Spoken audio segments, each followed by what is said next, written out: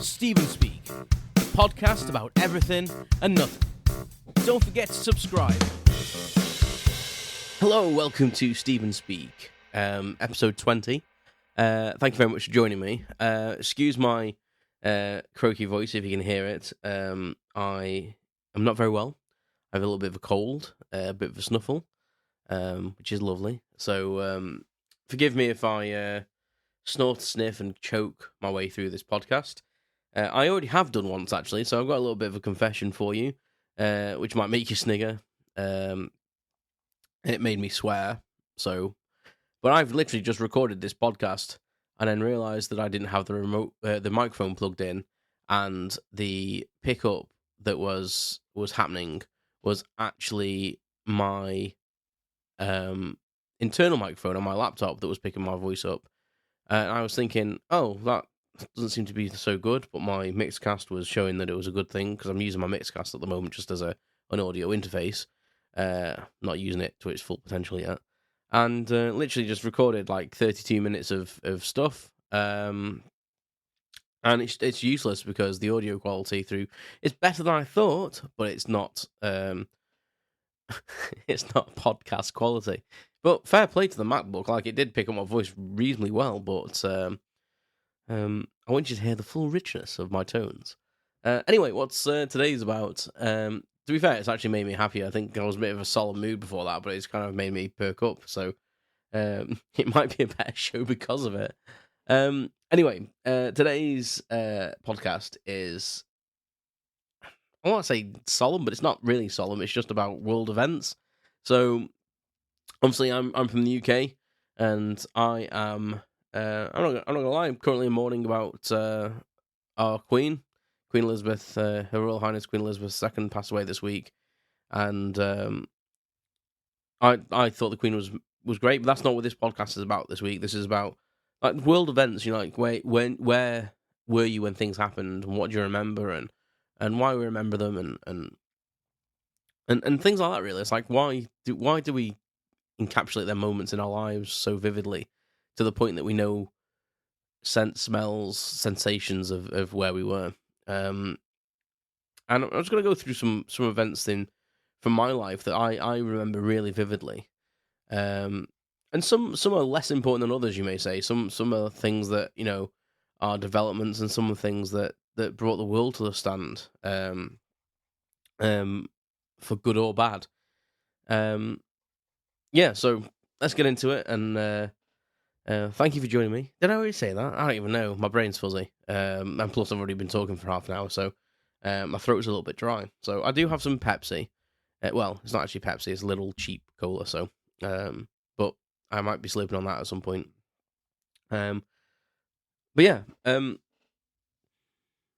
big massive world events. You always hear parents and grandparents talking about these massive events that they've lived through, and they can tell you where they were, exactly when they went on down. So, like my mum can tell you about, you know, the moon landings and JFK, and you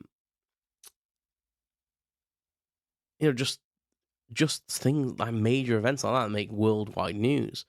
Like, she'll also remember things that happened, like a breakthrough in science or something like that. She remembers, but these massive things that, like, a world president being assassinated is like, oh my god, like, because especially at that time, like, that was like an unheard of thing, like gun violence and stuff nowadays, and people taking pot shots at people and whatnot, more on social media, I admit, but I think if that happened nowadays, it would be shocking, but it would be less so, because we, like, you know, there's loads of people that would have the means and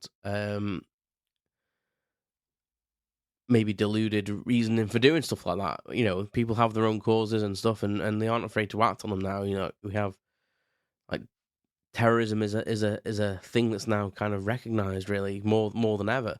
But for me, like, I'll go back to when I was a kid, so I'll go like chronologically in the thing I remember things. So the first thing I remember vividly is the Challenger.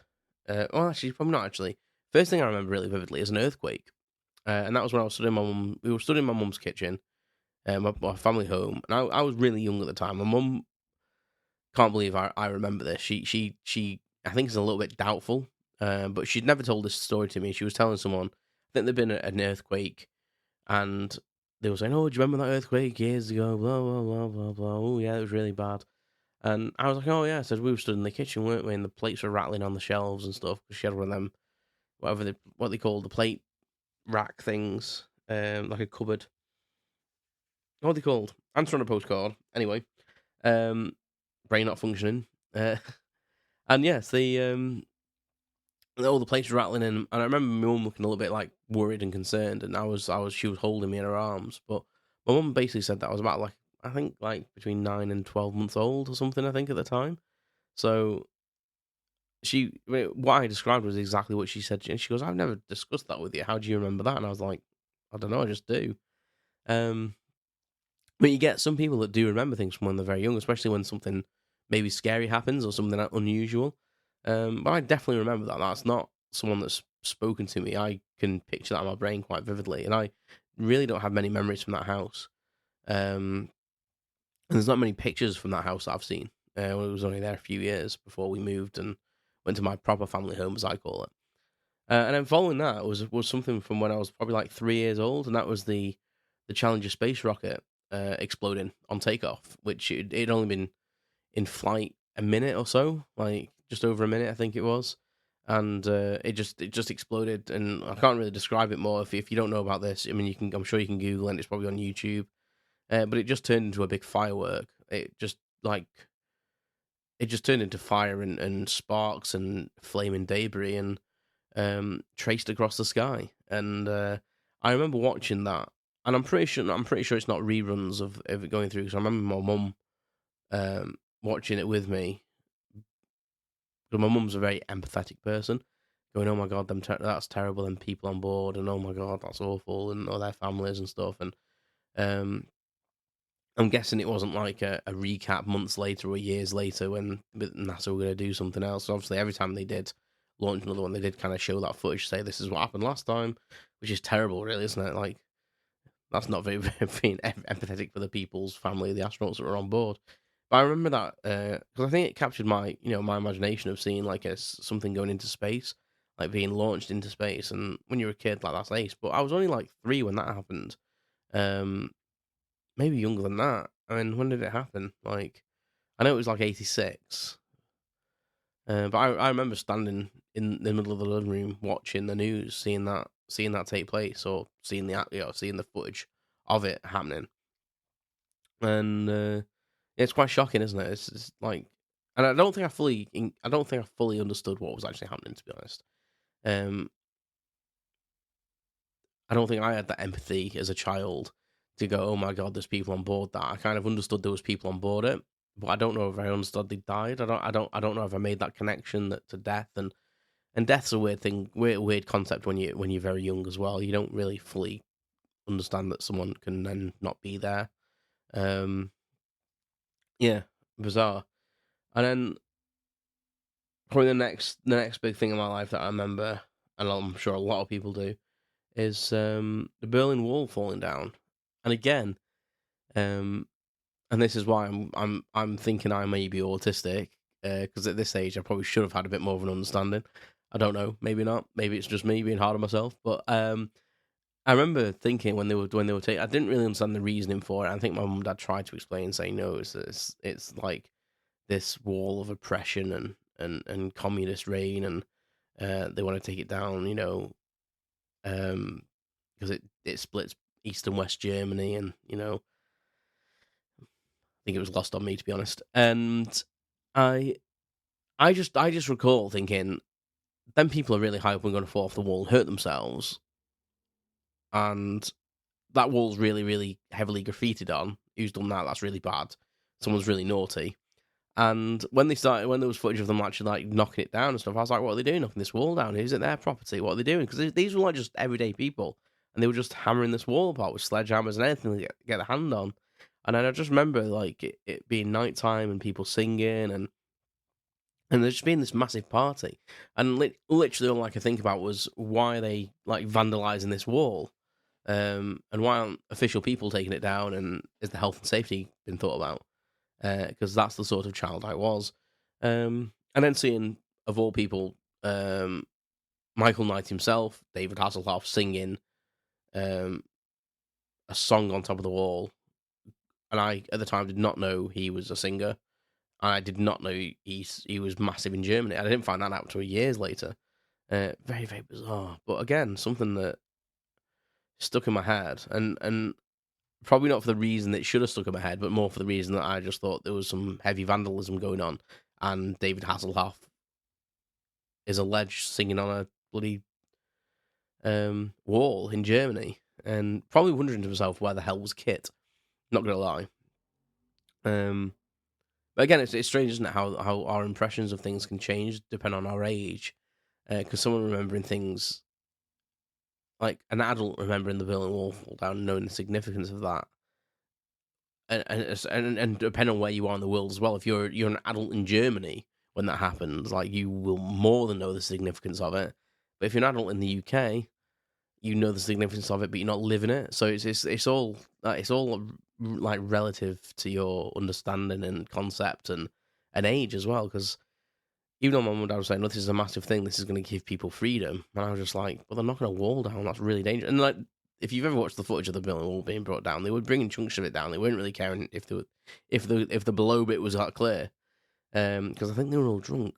I'm very happy, and yes. And the next thing that I recall was a couple of years later. I feel like I've had a traumatized life. But the Gulf War, the Gulf War was Saddam Hussein invaded Kuwait, and the United States sent troops into Saudi Arabia, and so did the UK to assist, and that went on for a couple of years, and it was and there's been stuff said over the years about Operation Desert Storm, but it lasted a year. I think we were there for a longer. I think it might have lasted like 6 months to a year. The actual operation to suppress Saddam, and then we kind of let him do his own thing for a bit and just kind of kept him at bay. And there was two, wasn't it? Operation Desert Shield, was it, to protect the oil, and Storm was to push him back away from it. I think to keep him at bay, something like that. Shield, was it Shield or Operation Overwatch? No, I'm pretty sure it was Shield. I should Google things really. But I don't know why that sticks in my head, actually. But I remember Desert Storm was everywhere. Operation Desert Storm was all over the news. And I remember this being such a vivid thing for me, because obviously my dad was a military man, and he was kind of like had a vested interest into it. And I think he knew a couple of people maybe that were there, or and I think the paratroopers went as well, because they were like a special forces, and you have that interest, and that was passed on to me from my dad, and but he also reassured me that this was fine. We're going to go in. We're going to sort him out, kind of thing, and it's fine. Because there was news on the news. They like to sensationalize stuff. Rightly so sometimes, but also they just love to. I think sometimes to rile people up, especially nowadays. But they were basically saying like this could turn into like chemical warfare. Maybe it could turn into world war. Some of the countries start getting antsy and join forces with Saddam Hussein, or blah blah blah. And you just think, wow, bloody hell, like. And again, I was a bit young at the time. I was like, when this happened, I was like, what, 9, 10? 9? What year was it? So I was 8, maybe, 8. And I remember being in junior school, and I remember from when it first started, like, there was tension in the classes, and some of the kids were saying, oh my God, like, it's going to be turned into a world war. And we'd studied the war a little bit at school already, and we're going to have to be sent away to, to the countryside like they did in World War II, and our parents will have to go and fight the war. And I've always been quite a logical child. And I was thinking, hey, you're talking a lot of crap. What are you on about? But then, as a child, you get caught up in it, and you think, well, if everyone else thinks this, like, why am I the other one out? Why am I not thinking the same? And I remember we had a music lesson once, and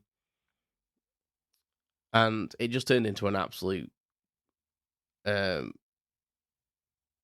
shit show, to be honest. Like, there was girls in the class getting hysterical, thinking we were going to die and be gassed to death, and there was lads getting hysterical, and they were going, "I'm going to fight him. I'm going to go home now." And I was like, it was so bizarre. It was some of the most bizarre things I've ever experienced as a person, as a human being alive. That's a stupid sentence.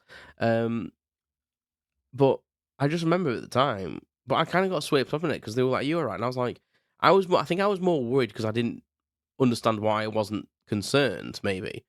Because they were all like going, "Oh my god, we're gonna die!" and Saddam Hussein's gonna gas us all, and oh, he's gonna bomb us and doodle bug us and all this because we'd learned about doodle bugs. Google that. Basically, I'm going to tell you what it is. It's basically like an unmanned aircraft base that the Germans used in World War II.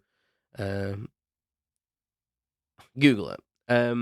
Yeah, but yeah, just a very bizarre time, and I presume that our school would have told our parents, um, because it became a thing. Like they had to get teachers in from other classes. Our teacher had to go out and get other teachers, and we were all taken off into little separate groups and calm down, and yeah, it was. I didn't get hysterical. I was just like walking around going, I don't really get why people are going mad. But like people in the class that you wouldn't have expected to kind of like get weird about it did get weird about it, which is bizarre. Um, what happened after the Gulf War? I think there was a bit of a gap for me, really. Fake Pepsi. Yeah, for me, I think there was a bit of a gap. I don't really remember too much things happening until like worldwide events like that.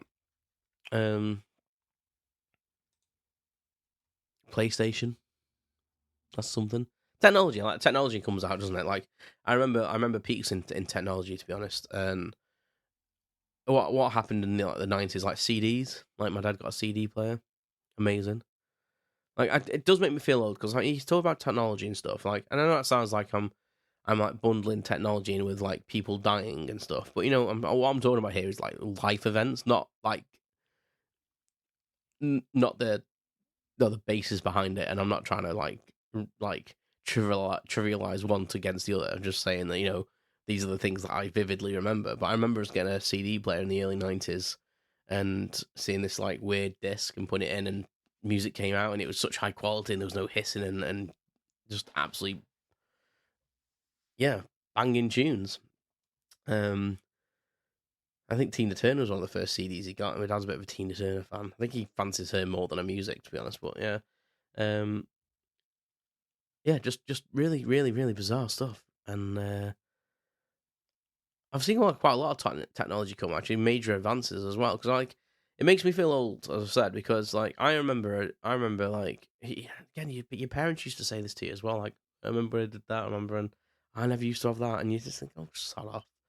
And you don't think you're gonna be able to say that, but like we've had so many advances. Like I've seen in my lifestyle physical media disappear. To be honest, so like when I was a kid, we had VHS tapes, we had cassette like audio cassettes, so it's all like physical magnetic tapes. Um, to CDs, mini discs. Don't get me started on them. See an episode of Steven Speak for my obsession. Steven Speak Extra. Ugh, I have to pause to think about them. Anyway, and then MP3s, MP3 players, and then like the iPod, and then going on to like digital formats and just streaming services. Like people don't really buy CDs anymore. Like it's bizarre. And I've seen all that. And then mobile phones. Like we had our first like mobile phone. My dad worked for Virgin Trains, and one year they sent him a free mobile phone, and it was the first year they took over. Um, Clever marketing, really, because he signed up to Virgin Mobile Phones because it was a new company they were launching. They sent him a free phone. He signed up. He's now paying money to use their service. So, and then we slowly got phones after that. My brother got a phone for going to university. This was like probably like in the late '90s, so like '98 maybe. He's a few years older than me, so it was like '97, '98. My dad it might be '96. My dad got one. I think it was like the year after. My brother got one he opened an account, like a student account. They give him a free phone, and then it was my dad got my mum a phone cheap from Asda, which is a supermarket in the UK, and I remember it being about 30 quid, and it looked like a bit like a house phone, like a slim slim, shorter version of a house phone, like a basic mobile phone, basically. Um, and I I was the last one to get one. But I inherited my brother's phone, which was a Philips Savvy, and my mum's phone was like an older version of that. But the Philips Savvy was quite a more compact, sleek version of it. Um, because my brother, it was costing him too much money to use it all the time when he was at uni.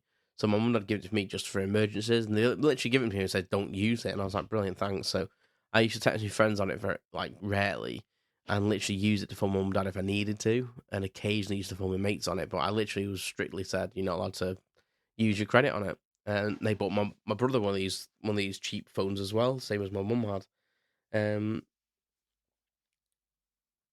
Yeah, but the phones by then were just phones. They weren't. They didn't have, I think the one that I got off my brother did have a couple of games on. I remember it had a horoscope thing, and you put your date of birth on, you put your date of birth in, and the date of that day, and it give you this brief little text line about your horoscope. Uh, Bizarre. Um, I don't think it had any other games apart from that. Yeah.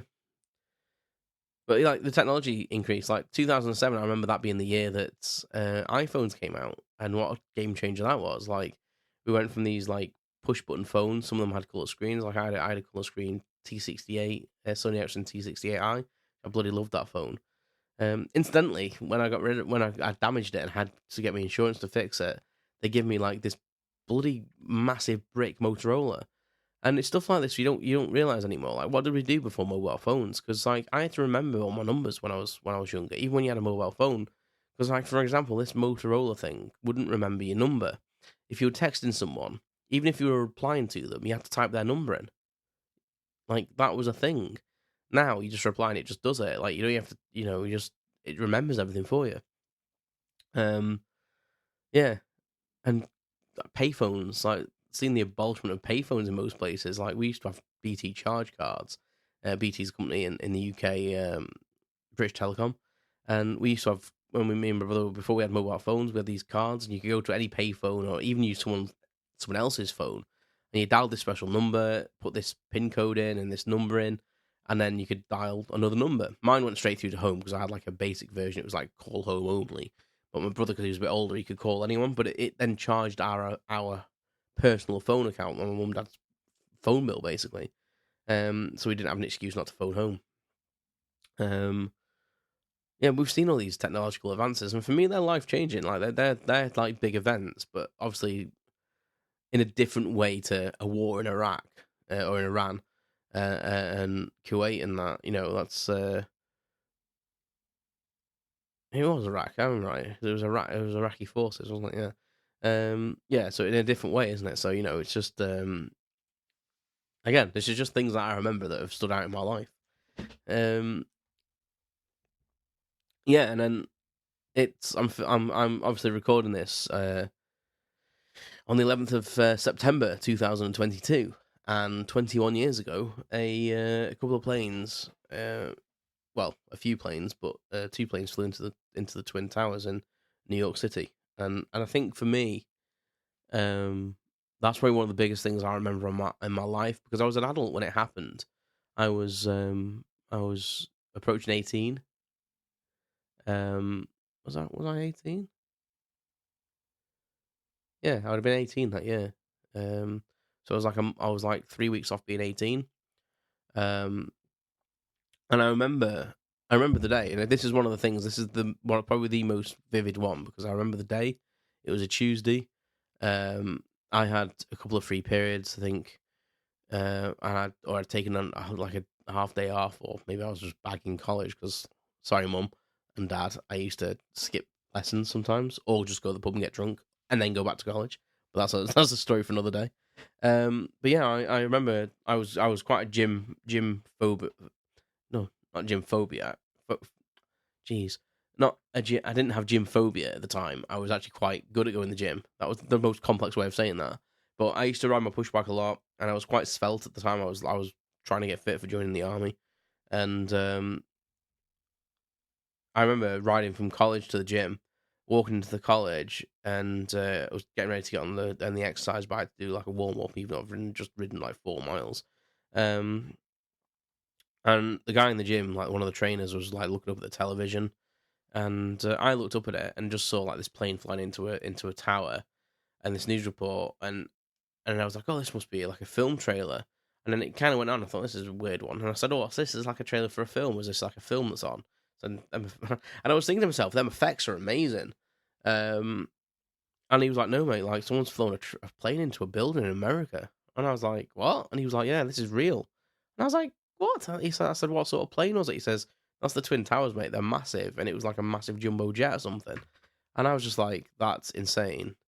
And I don't even think I think I just got off the bike and just went home. And that was like the UK is about 5 hours ahead of America, of New York, like the eastern seaboard. Um, and I literally just went home as fast as I could because it had not long happened. It was literally breaking news on the BBC, which is the channel they had on in the gym. And I literally got home, and at the time I probably could cycle home. It was a couple of miles. I could probably do it in literally less than 10 minutes. I was pretty sprightly. Um, and I remember just throwing my bike in the back garden and just running and just turning the TV on. And I was sort of drinking water out my water bottle. And I was watching the news just thinking, oh my God, like, how does someone fly a plane? Is this an accident? Like, and you're really questioning things. You're trying to rationalize it in your head. And you're like, oh my God. And I remember like phoning my mum just to see if she'd seen about it. I don't know if I phone my mum or my dad because I thought my mum would be at work and I can't phone her when she's at work. But I think I might have phoned my dad. And as I was stood there just watching this footage of the smoke coming from the building, I remember the news reporter was like panicking and his voice changed and this massive explosion happened and like another plane had hit the building, like the other building. Um, yeah, it was just the most surreal event to see that live as well, and to see that plane hit the building live was it was obviously traumatic. That's the only thing I can say. It must have been like a trauma because I remember it so vividly, and it was something I will never ever forget. It stood in my living room. Well, one thing stood in the gym, seeing it for the first time, and then a couple, then like 15 minutes later, sat in my living room watching and another plane hit a building in the middle of one of the biggest metropolises in the world. And yeah, it was shocking. Like, it's all I can say about it. And 21 years on, you know, it's something that is whenever September 11th comes around, it's going to be something that I recall vividly. And I think for the weeks following that, I mean, I remember me and my college friends, like the lessons and stuff, were kind of toned down because I think everyone was feeling it.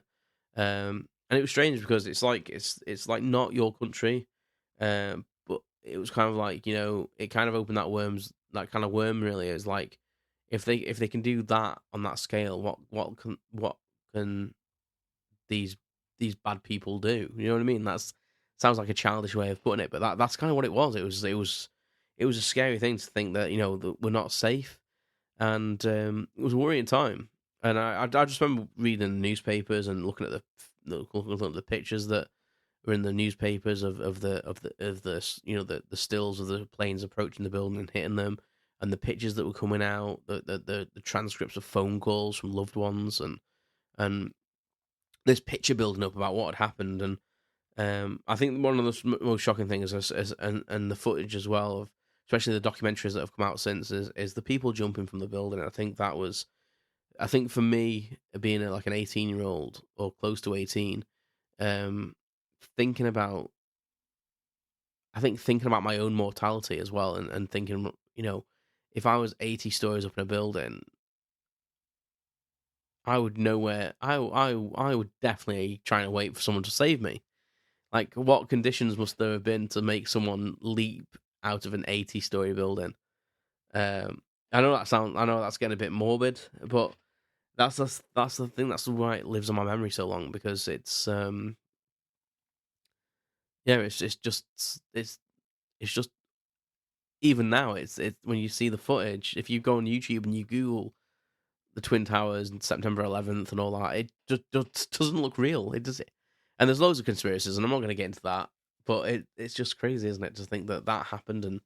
And yeah, I just there are no words, as they say. And I think we're coming to the same sort of era now, like with the Queen passing, as this is something that no one's really experienced before. Like, she reigned for 70 years, so this is going to be something that very few people experience, this transition from a queen to a king. I mean, I think that potentially in my lifetime I may see like another king as well, because Charles is obviously like 73, isn't he? So potentially, if I live long enough, I think I may see another king. But it's just bizarre to think about it, isn't it? These world events, and the Queen affects me, like, because I think it's just like she's someone that's always been there, like, and especially when we went to join the military and stuff, it was always something that I kind of, for doing something for my country and my Queen, and upholding that. And I'm quite a traditionalist, and I like traditions, and people always say, like, the Brits and the royal family are archaic, and yeah, maybe it is, but these disciplines that we have, and traditions we have, like, as I'm very much a believer, if it doesn't harm anyone, then, and I know things in the past have happened, but currently I think the royal family do quite a lot of good. And that might be, against other people's views, but that's why we have a diverse world, and that's why, as long as your views don't hurt anyone, I think, we're all good, aren't we? But yeah, that's my view on, like, world events and things that have happened during my life that I remember, and I wonder if they've changed me. That's a curious thing. If living through the September 11th um, event did anything to my psyche, and would I have been a different person had I not experienced that?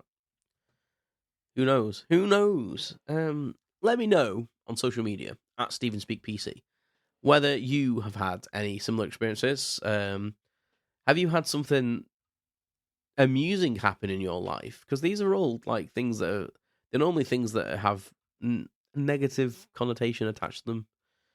But name anything in your life that is like a really, really, really super happy event, which is really vivid. Um, Apart from, like, the birth of children and stuff like that. Because a lot of the things, my brain immediately goes to, like, death and destruction. Maybe that says something about me.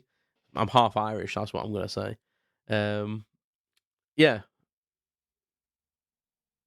but yeah, the Irish just love a bit of bad news. That's what I meant by that. Um, it's ironic considering they're such a happy people, but they love a good bit of banter about something. Like, my auntie was terrible for it. She'd always phone them and say, "Guess who's dead?" kind of thing. Spreading the joy, and that's a different podcast altogether. That is, I might have to do one of them. Anyway, just rambling now. I'm gonna go. I hope you've enjoyed that podcast, and I will speak to you all soon. Thank you very much. You've been listening to Stephen Speak Podcast. I'd appreciate it if you hit the subscribe button.